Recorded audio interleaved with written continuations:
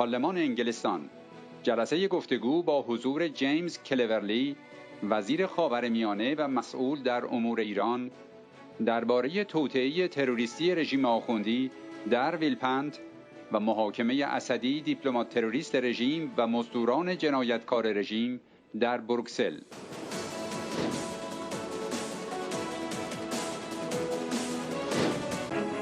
سخنرانی‌های جان هاول، نماینده مجلس عوام از حزب محافظه‌کار.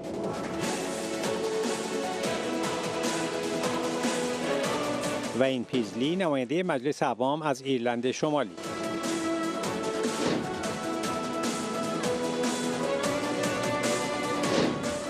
جان هاول، نماینده مجلس عوام از حزب محافظه‌کار. It is incumbent on the UK to work with our international partners to formulate a new strategy to combat the Iranian threat. انگلستان باید با شرکای بین المللی برای تدوین استراتژی جدید برای مقابله با تهدید رژیم ایران همکاری کند.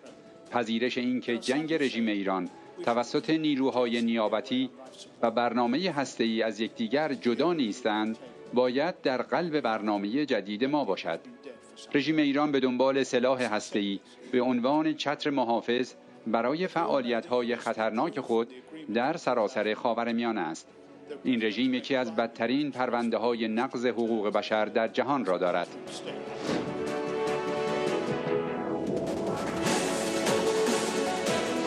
این پیزلی، نماینده مجلس عوام از ایرلند شمالی.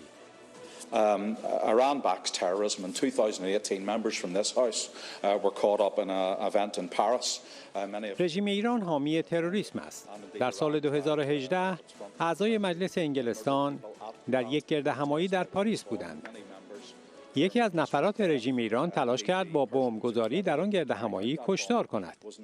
شخصی که در انجام آن بمبگذاری مسئول شناخته شد، یک دیپلمات رژیم ایران است.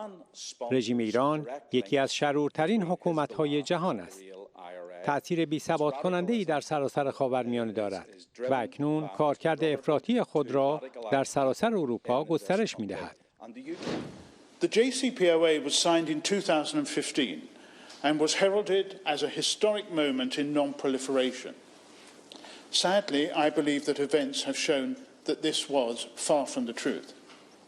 While the deal included extensive verification mechanisms to allow the international community a line of sight into aspects of its nuclear work, it has fallen short of the necessary safeguards in many areas. Mindful of the available time that we have today for this debate, I will provide a brief overview of some of the most concerning aspects. First, much of Iran's advanced nuclear infrastructure was merely mothballed instead of being dismantled. This has enabled Iran to rapidly bring enrichment equipment online in recent months after it decided to breach the terms of the JCPOA and enrich uranium, not only at a higher purity closer to that required for weapons grade, but also in higher quantities. By the IAEA's own estimation, Iran now has 12 times the permitted amount of enriched uranium. This far exceeds the amount required for a peaceful domestic nuclear program and is reportedly an amount sufficient to produce 2 nuclear warheads. Much of this advanced enrichment work has even taken place deep underground in new production halls at the controversial Natanz nuclear facility. 2.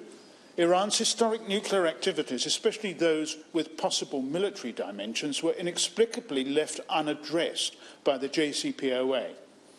Thirdly, the deal failed entirely to address the pressing problem of Iran's support for international terrorism. The failure to pursue a broad deal and the segregation of core issues from Iran's nuclear activities was a costly strategic mistake. Iran has shown no inclination of opening these activities to negotiation following the JCPOA's signing. Why would they? They achieved invaluable sanctions relief at a critical moment in the country's economic life.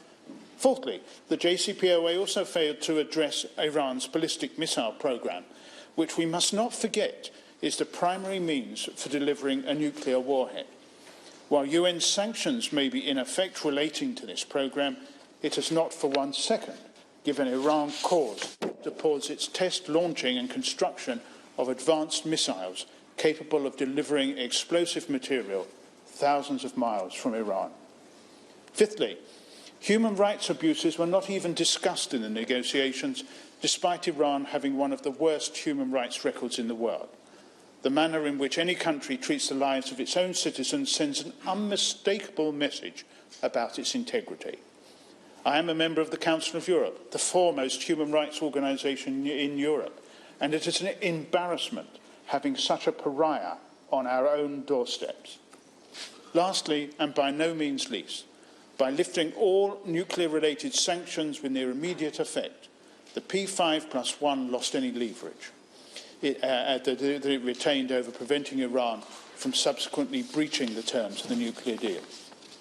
It should be of little surprise that our Prime Minister said earlier this year that it was, and I quote, a bad deal, unquote. While the deal itself was unquestionably bad, I fear that the P5+1 has further undermined its collective efforts in their implementation of the deal. This year, despite its many breaches, there have been no tangible consequences for Iran. Just this week, the UK joined its E3 partners in speaking of their efforts to preserve the JCPOA, and Iran's egregious breaches warrant nothing more than deep worry being expressed. Since the snapback of sanctions was an important fail-safe measure enshrined in the JCPOA, a measure which has not been initiated by the P5+1 signatories, with the exception of the United States, could the Minister please also outline how the government's position on the reimposition of sanctions on Iran as a result of its non-compliance is going to work out, and whether the government has notified Iran at any stage of the possibility of sanctions being reinforced? What message does the Minister think this sends to Iran when we condemn its nuclear non-compliance but do not enforce the consequences agreed in UN SCR 2231 and repeatedly state our commitment to preserving the JCPOA? Iran seeks nuclear weapons as a protective umbrella for its dangerous activities throughout the Middle East, which is why combating its support for terrorism abroad should be part and parcel of our Iran policy. In Lebanon alone, Iran has armed the Hezbollah terror organisation with an estimated arsenal of up to 150,000 rockets, over 10 times more than it had in the 2006 war. I welcomed the UK's prescription of Hezbollah last year, and it has been reassuring that several other countries have followed suit, but there is much work still to be done.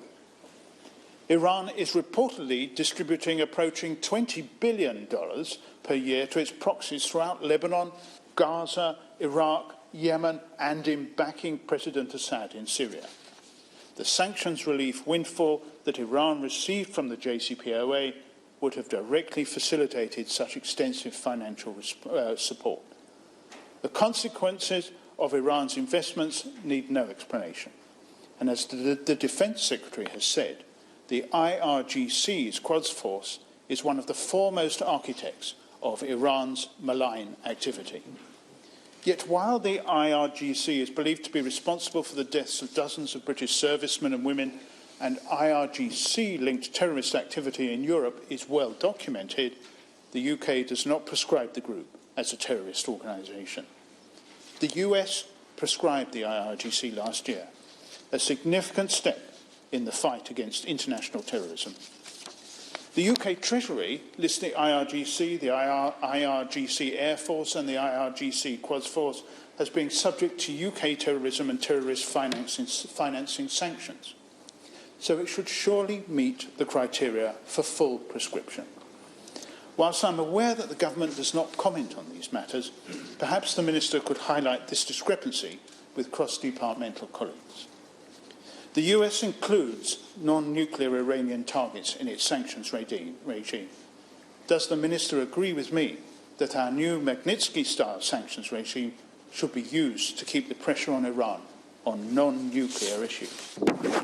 Madam Chairman, it is of great regret that the UK's policy towards Iran in recent years have failed to curtail its wider regional aggression. Iran has shown no desire to come in from the cold and continues to subvert regional peace and stability. It is incumbent on the UK to work with our international partners to formulate a new strategy to combat the Iranian threat. The acceptance that Iran's war by proxy and nuclear program are not mutually exclusive, and this must be at the heart of our new program. Iran is one of the world's most malevolent and indeed pariah states in the world. It is a destabilising influence across the Middle East, and it now stretches its extremist statecraft across Europe. Iran backs terrorism. In 2018, members from this House were caught up in an event in Paris, many of whom some in this room attended, and indeed Iran tried, one of its front people tried to murder people at that protest by way of a bomb. Many members were moments from death. Indeed, the person who was accredited with carrying out that bombing was an Iranian diplomat who's now using his diplomatic immunity to avoid prosecution. I've left in the House of Commons Library today a very important report by Cornerstone into the Fakazara assassination, which links some of the activities in the Gulf, some to Qatar and Iran and with Muslim Brotherhood. And some of the reading in that report is very worrying indeed. We really have to stand up for the Arab Quartet and Saudi and Egypt and Bahrain and UAE and help those countries stand up against the extremism sponsored by Iran. Kapresky.